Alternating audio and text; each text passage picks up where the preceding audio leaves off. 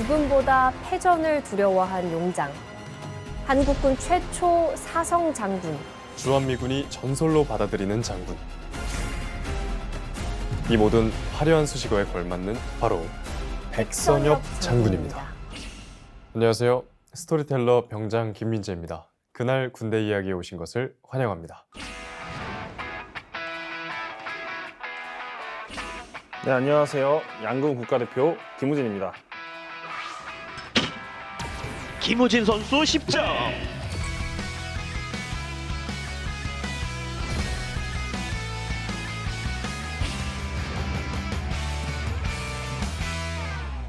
안녕하세요. 스토리텔러 이혜성입니다. 그날 군대 이야기에 오신 것을 환영합니다. 오. 안녕하십니까. 해병대 만기제대 개그맨 곽범입니다. 나 뭐하나야.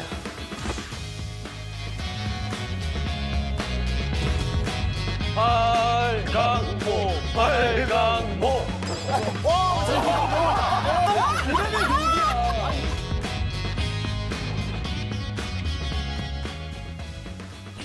노병은 죽지 않는다.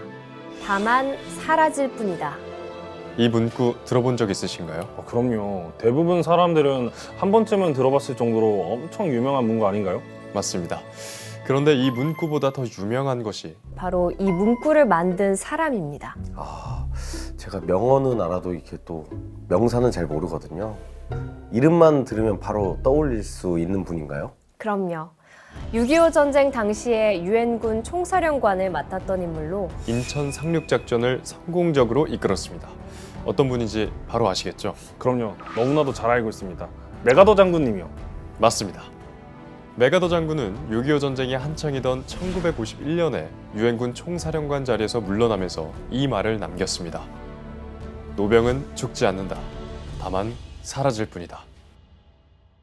무슨 뜻인 것 같아요? 의지 아닐까요?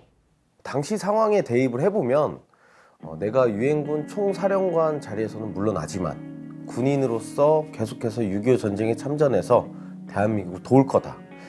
이런 뜻 아닐까요? 네, 당시의 상황만 놓고 보면 그렇게 해석할 수도 있겠네요. 조금 더 포괄적인 의미로 해석해보면 세월이 흘러서 비록 육체는 없어지더라도 노병들의 경험과 지혜는 사라지지 않고 후대에까지 영향을 준다 정도가 아닐까 합니다. 우리의 국군 중에도 이 문구와 어울리는 분이 계신데요. 2020년 7월 10일에 육신은 영면에 들었지만 국군 장병들을 비롯한 우리 국민들의 마음속에서 여전히 살아 숨쉬는 노병, 바로 백선엽 장군입니다. 백선엽 장군님, 메가더 장군님처럼 6.25 전쟁에서 엄청난 활약을 하신 분으로 알고 있습니다. 맞습니다. 선수님이 알고 계신 대로 백선엽 장군은 6.25 전쟁의 영웅으로 알려져 있죠. 그 밖에도 죽음보다 패전을 두려워한 용장, 한국군 최초 사성 장군, 주한미군이 전설로 받아들이는 장군, 이 모든 화려한 수식어에 걸맞은 장군입니다. 제가 알고 있는 것보다 훨씬 더 대단한 분인 것 같습니다. 네, 오늘은 우리 마음속에 불멸의 명장으로 새겨진 진정한 영웅, 백선엽 장군의 이야기를 준비했습니다.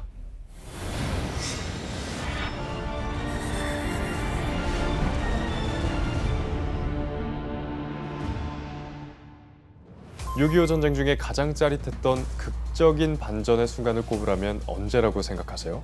두말할 것도 없이 인천 상륙작전 아닌가요? 그렇죠.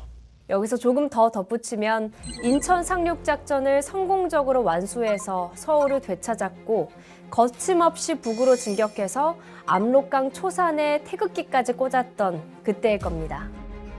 생각만 해도 너무 뿌듯합니다. 그런데요, 만약에 우리 아군이 인천 상륙작전이 개시되기 전에 벌어졌던 이 전투에서 승리하지 못했다면 인천 상륙작전은 전개조차 되지 못했을 겁니다. 우리가 반격을 할 수 있는 발판이 된 중요한 전투라는 건데 어떤 전투인가요? 바로 다부동 전투입니다.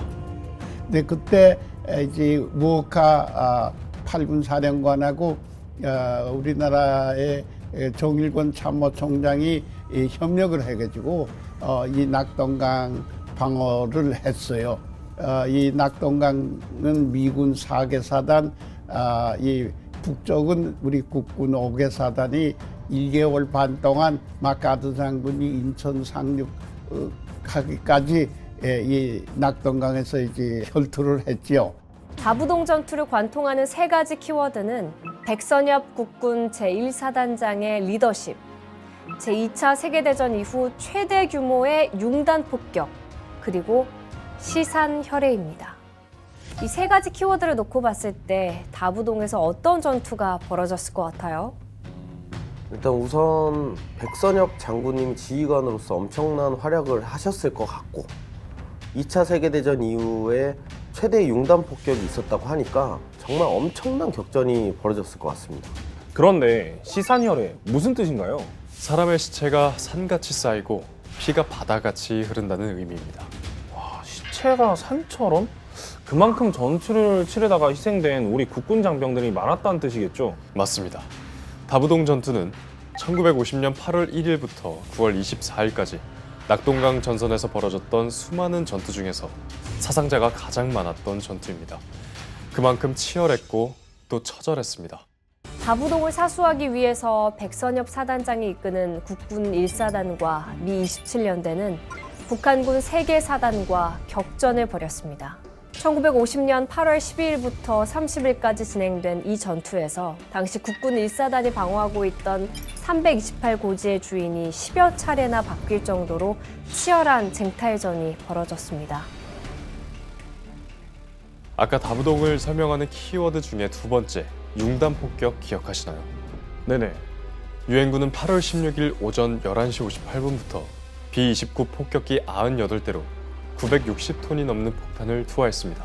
이때 폭탄 한 개의 무게가 무려 400에서 900kg에 달했다고 합니다.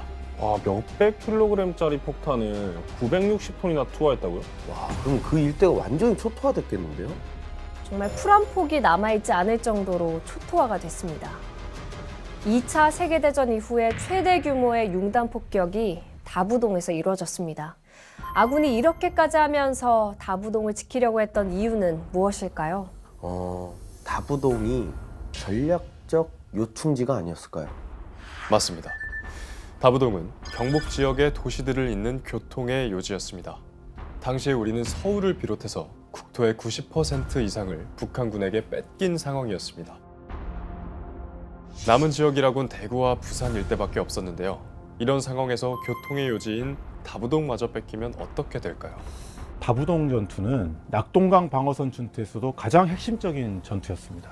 국군 1사단 입장에서는 이 다부동 일대를 반드시 지켜야 되는 상황이었던 거고, 다부동이 뚫리면 대구로 가는 길이 바로 열리기 때문에 대구가 뚫리면 그 말은 부산이 뚫리는 거고, 부산이 함락됐다는 것은 대한민국이 망하는 겁니다. 부산까지 뚫려버리면 당시에 부산으로 옮겨가 있던 우리 정부를 해외로 망명해야 하는 절박한 상황이었습니다. 다부동에서 왜 그렇게 치열한 전투가 벌어질 수밖에 없었는지, 왜 시체가 산을 이루고 피가 바다같이 흘렀다는 표현을 했는지 알 것 같은데 알면 알수록 진짜 안타깝습니다. 필사적이고 처절한 공방전이 수도 없이 전선에서 벌어졌고 매일 600명이 넘는 국군 장병들이 전사했습니다. 37도를 웃도는 엄청난 더위는 우리 국군 장병들을 더욱 힘들게 했습니다. 낮에는 파리떼가, 밤에는 모기떼가 달려들어서 온통 진물과 피로 범벅이 됐다고 합니다. 8월이면 나무 잎이 우거져야 될 거 아니야. 나무 잎은 하나도 없고 가지에 붙어있는 나무 잎사구 같은 것은 폭격에 맞은 옷자락이라든가 죽은 시체 창자가 걸려있는 거예요. 그 정도로 폭격도 심했고 그 썩은 냄새라는 건 이를 말할 수 없이 심했어요. 결국 극심한 고통을 이기지 못하고 후퇴하는 국군 장병들도 있었습니다. 이때 자기 병력들이 후퇴한다는 보고를 받은 백선엽 사단장은 어떻게 했을까요? 선수님께서 읽어주시기 바랍니다. 미군도 저렇게 싸우고 있는데 우리가 후퇴하면 안 된다. 내가 직접 선두에 서서 나갈 터이니 나를 따르라. 만일 사단장이 선두에서 물러선다면 나를 쏴라. 세계 전사에 보면은 이렇게 사단장이 선두에 나서 돌격했다는 사례가 거의 없습니다. 내가 물러서면 나를 쏴라. 그 사단장이 할 수 있는 이야기가 아니잖아요. 정말 어렵잖아요. 그런 이야기 한다는 거는. 근데 그거는 본인이 정말 이 고지가 중요하다는 걸 알았고, 이렇게 하지 않으면 퇴각하고 있는 병력을 다시 돌려 세워서 진격할 수 없겠구나, 이런 생각을 했던 겁니다. 사단장의 진두지휘에 감격한 국군 장병들은 일사불란하게 돌격 작전을 실시했고, 놀라지 마세요. 무려 30분 만에 목표 고지를 탈환할 수 있었다고 합니다. 이런 걸 보니까 전장에서 리더십이 얼마나 중요한지를 알 수 있는 대목인 것 같습니다. 왜 백선우 장군님을 죽음보다 패전을 두려워한 용장이라고 불렸는지 알겠네요. 여기서 물러나면 갈 데가 없다. 내가 앞장설 테니 내가 후퇴하면 나를 쏴라 하면서 백선 장군이 고지로 막 달려가니까 장병들이 뒤따라가서 붙들고 울면서 사기가 청천해가지고 공격을 시작하니까 인민군이 다시 저 무대가 왔나 보다 하고 인민군이 도망갔다고. 다부동에서 백선엽 사단장이 지휘한 국군 1사단이 북한군 3개 사단의 공세를 저지하고 격파하면서 연합군은 인천 상륙작전을 성공적으로 완수할 수 있었습니다. 인천 상륙작전이 한국전장에 이것이 키라고 볼 수 있죠. 마카도 장군이 인천 상륙과 동시에 반격을 해가지고 우리나라가 다시 수복이 됐죠. 그때는 북한의 김일성의 부대는 낙동강에서 괴멸됐죠. 대부분의 장비와 그것을 거기서 이제 잃어버리고 맨 몸으로 이제 태백산하고 지리산으로 도망갔죠. 만약에 이 부산 교두포가 괴멸했으면은 오늘날 대한민국은 없습니다. 백선엽 장군은 다부동 전투로 대한민국을 위기에서 구했고 6.25 전쟁 당시에 최초로 평양을 점령했습니다. 일사후퇴로 뺏긴 서울을 재탈환했고 1951년에는 중공군의 춘계 공세를 성공적으로 방어했습니다. 또 동부휴전선 북상작전을 지휘했습니다. 와, 이 모든 게 6.25 전쟁 중에 세운 전과라는 거죠? 맞습니다. 정전협정이 체결된 후에는 지리산에서 활동하던 빨치산 토벌 작전을 전개했고 국군 2군단을 재창설해서 국군의 현대화를 시도했습니다. 야, 대단합니다. 정전이 된 이후에도 수많은 전공과 수훈을 세우셨네요. 네. 군사 분계선에서 국군이 단독으로 방어할 수 있는 능력을 갖추게 하기 위해서 1954년 2월에는 동양 최초로 병력 40만 명의 제1야전군을 창설했고 사령관에 취임했습니다. 전장에서만 두각을 나타내신 게 아니라 우리 국군이 발전한 데도 엄청난 기여를 하셨군요. 이것은요, 그 당시에 휴전이 됨으로써 미군은 점차적으로 한국에서 철수하게 됐거든요. 그 당시에 미군이 국외 사단 40만 있었어요.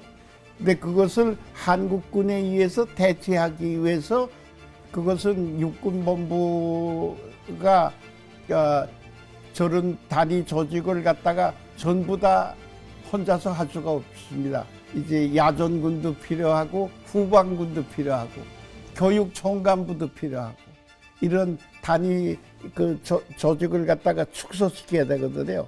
야전군을 만들려는 의의가 거기에 있는 거죠. 백선엽 장군은 6.25 전쟁 당시에 한미연합작전을 근간으로 대한민국 군대를 이끌었고 우리 국군이 세계적 강군으로 거듭나도록 기틀을 닦았습니다. 백선엽 장군이 지휘관으로 참전했던 다부동 전투는 한미연합부대가 연합작전을 전개해서 승리를 거둔 최초의 전투입니다. 당시에 1사단장으로서 이제 다부동에서 적의 3개 사단을 무찔렀죠. 미군하고 협력을 해가지고 해서 이 낙동강 전설을 우리가 잘 막아냈어요. 오늘날 대한민국 국군이 강군이 돼서 세계 최강의 군사력을 자랑하는 미국과 지구상에서 가장 강력한 군사 동맹을 맺고 있는 안보 현실의 밑바탕에는 백선엽 장군의 보이지 않는 헌신적 노력이 담겨 있습니다. 미군의 지휘관들뿐만 아니라 당시 이제 한국군 사단에는 미 군사 고문단도 있었는데요. 이들과 정말 원만한 관계를 형성을 하면서 진정한 의미의 연합작전을 할 수 있었던 거의 유일한 지휘관이었던 것 같고요. 그렇기 때문에 되게 특이하게도 한국군 내부에서보다 미군에서의 평가가 더 엄청납니다. 그래서 어떻게 불렀냐면 백선엽 장군을 The Living Legend, 살아있는 전설이다라고 부를 정도로 평가가 대단히 높았다라고 생각을 합니다. 한미동맹의 상징적인 표현이 있는데요. 아마 익숙하실 겁니다. We go together, 같이 갑시다입니다. 이 표현은 6.25 전쟁 중에 한미 양국 장성의 대화에서 유래됐는데요. 바로 백선엽 장군이 메가더 장군에게 건넨 말이라고 전해지고 있습니다. 야, 이게 백선엽 장군님이 했던 얘기라니. 한미동맹의 상징적인 슬로건을 또 이렇게 만드신 분인 거잖아요. 신기하기도 하면서 감사하다는 생각까지 드네요. 대한민국 국방부는 지난 2013년 한미동맹 60주년을 맞아서 백선엽 장군의 이름을 딴 한미동맹상을 제정했습니다. 한미동맹의 발전과 대한민국 방위에 기여한 미국 인사를 선정해서 매년 수상하고 있는데요. 올해로 13회를 맞았습니다. 국방부에서도 노장이 사람들의 기억 속에서 사라지지 않도록 하기 위해 노력하고 있다는 생각이 드네요. 매년 시상식을 하면 적어도 1년에 한 번은 백선엽 장군을 기억할 테니까요. 오늘날 세계적인 강군이 된 대한민국 군대는 6.25 전쟁에서 자신의 생명을 내던지며 나라를 지킨 참전 영웅들의 피와 땀, 희생을 발판 삼아 성장했습니다. 그리고 이들 참전 영웅들을 이끌었던 가장 뛰어난 지휘관 중 한 사람이 바로 백선엽 장군이었습니다. 오늘 이야기를 듣고 어떤 생각이 드셨나요? 이런 백선엽 장군님이 그런 리더십을 가지고 전략적 요충지를 좀 사수하는데 정말 큰 기여를 하셨기 때문에 인천 상륙작전을 하는데 큰 발판이 됐다는 걸 또 오늘 다시 알게 되다 보니까 너무나 큰 업적을 이루신 대단한 분이라는 걸 다시 한번 알게 되는 계기인 것 같아요. 짧은 이야기였지만 감동도 좀 느낄 수 있었고 용기도 느낄 수 있었고 그리고 가장 중요한 건 앞에 나서는 리더의 리더십이 참 중요하다라는 생각이 들었습니다. 아버님은 항상 집에서도 말씀보다는 행동으로 저희들을 키우셨어요. 언제나 자유민주주의 대한민국이 존재한다는 것의 중요성을 강조하셨고 집에서도 나라, 국군 그리고 우리 국민의 앞날을 걱정하며 삶을 보내신 것 같아요. 언제나 나라를 위해 목숨을 바친다는 마음으로 사심없이 본인의 임무에 최선을 다하신 분이에요. 그리고 재단 일을 하면서 아버님의 유지를 받들어 6.25 전쟁 유공자들을 한 분 한 분 찾아뵙고 있는데 제가 만난 노병 어르신 아버님과 전투를 같이 하신 분들은 한결같이 이구동성으로 백선엽 장군을 참군인이라 하시며 최고의 덕장이라 부르셨습니다. 우리 젊은 장병들도 백선엽 장군을 무엇보다 덕장이라 기억해 주셨으면 고맙겠습니다.